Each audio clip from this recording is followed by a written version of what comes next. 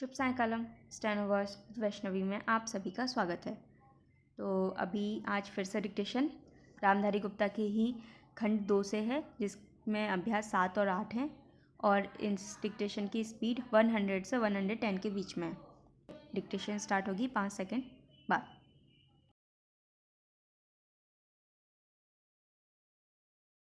Start. महोदय, यहाँ यह उल्लेखनीय है कि शीत युद्ध की समाप्ति व समाधान एशिया की घटनाओं तथा अफ़गानिस्तान में सोवियत सेना की वापसी से ही हुआ है। अफ़गानिस्तान में लंबे अरसे तक चला युद्ध सोवियत संघ के अस्तित्व के लिए कष्टदायी और मुश्किल हो गया। इस भयावह युद्ध से सोवियत सेनाओं की वापसी से अनेक घटनाओं ने जन्म लिया, जिनकी परिणति शीत युद्ध की समाप्ति से हुई तथा जिसमें जर्मनी का एकीकरण तथा सोवियत संघ का विघटन शामिल है। संक्षेप में, शीत युद्ध का और इस तनाव का एशिया की एकता पर दूरगामी प्रभाव पड़ा।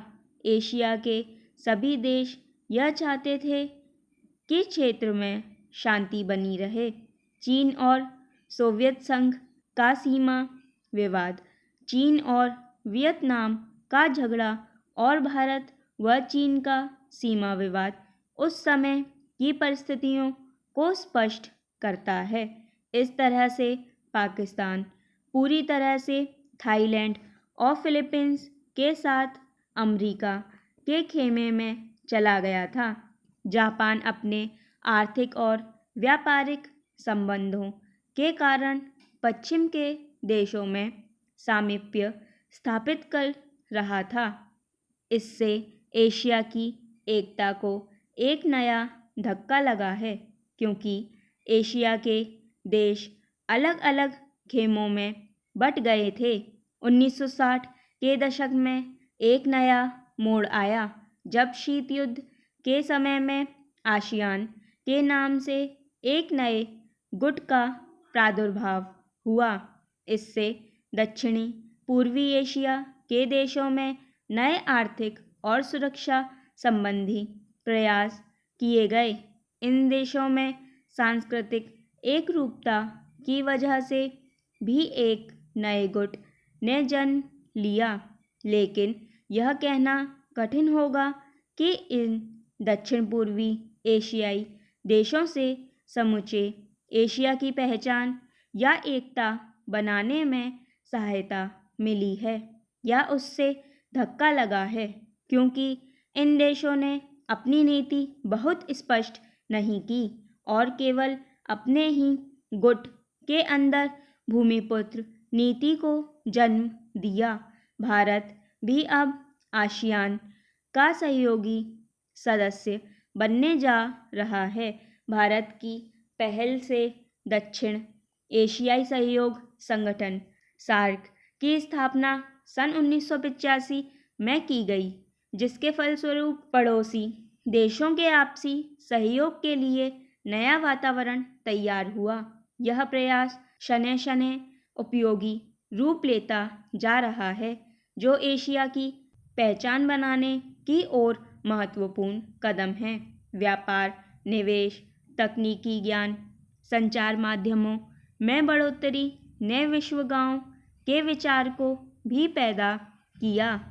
बढ़ते हुए व्यापार, निवेश, संचार एवं विज्ञान की आधुनिक तकनीकों ने पूरी दुनिया में एक दूसरे पर निर्भर रहने के लिए विचारों को जन्म दिया।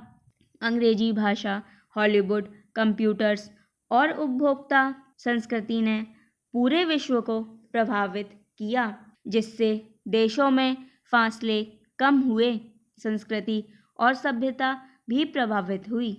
हो सकता है कि इसके अच्छे परिणाम न हों, ऐसी भी आशंका की जाती है। उदाहरणतः जापान दूसरे महायुद्ध तक अपनी संस्कृति और सभ्यता व संयुक्त परिवार जैसी आधारभूत सामाजिक मान्यताओं को केवल अपनाए हुए नहीं था बल्कि उससे चिपटा हुआ था। लेकिन जापान जैसे सभ्यता वाले देश भी यूरोप के प्रभाव से बच नहीं सके। महोदय, दूसरे शब्दों में आर्थिक, व्यापारिक, निवेश और तकनीकी कारणों से द्वितीय महायुद्ध के बाद और शीत युद्ध के दौरान एशिया के देशों में पुनः धुंधलापन पैदा हुआ। लेकिन यह बात सही नहीं है कि एशिया की संस्कृति और सभ्यता को पश्चिम के प्रभाव और आधुनिकतम तरीकों ने नष्ट कर दिया। हाँ, एक धक्का जरूर दिया, पर समय समय पर एशिया का यह रूप, एशिया की यह सभ्यता और संस्कृति बलशाली तरीके से उदयमान होती दिखाई देती है।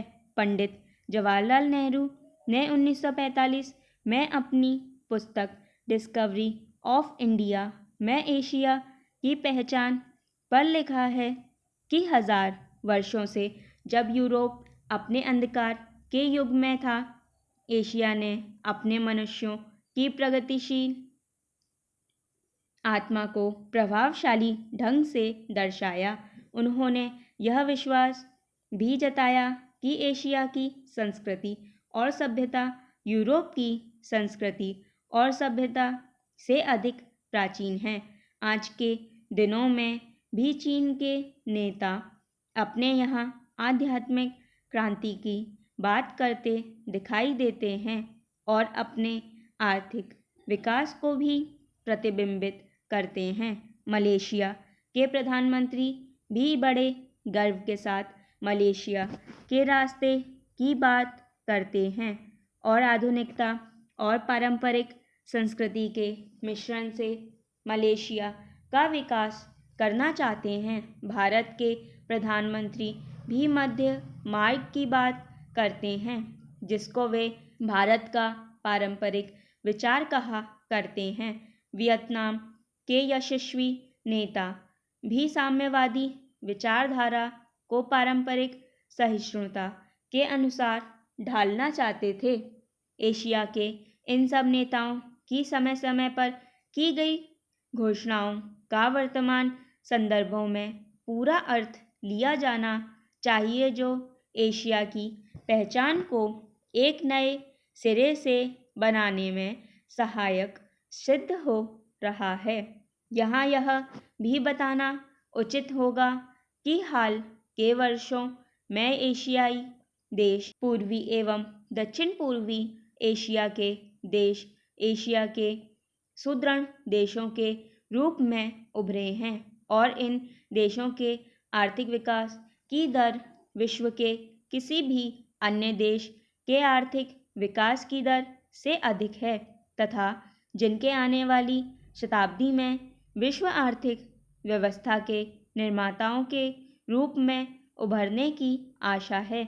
आर्थिक सफलता की इन कहानियों का श्रेय मुख्य रूप से अनुशासित कार्य, किफ़ायत एवं बचत की ऊंची दरों जैसी एशियाई विशेषताओं को जाता है तथा इनसे देशों की जनता के जीवन स्तर में सुधार आया है और एशिया की पुनः खोज जैसा वातावरण बन रहा है। एशिया के देशों में अब आपसी भाईचारे की भावना उभर रही है और इससे ये देश परस्पर निर्भर हो रहे हैं तथा शीत युद्ध के प्रभाव से मुक्त होते जा रहे हैं। हमारी सरकार ने अपने एशियाई पड़ोसियों के साथ बेहतर संबंध बनाने में पहल करके इस बदलते रुख के प्रति सकारात्मक रवैया अपनाया है। इन सब प्रश्नों का जवाब आज उपलब्ध नहीं है, लेकिन शनय शनय इन प्रश्नों में ही इसके उत्तर मिलेंगे। एशिया अपने इन प्रश्नों के उत्तर में एक नए एशिया को जन्म देगा और अपनी एक नई पहचान बनाएगा। यूरोप और अमेरिका के आधुनिक औद्योगिक विकास में फर्क नज़र आता है। पूर्णविराम स्टॉप।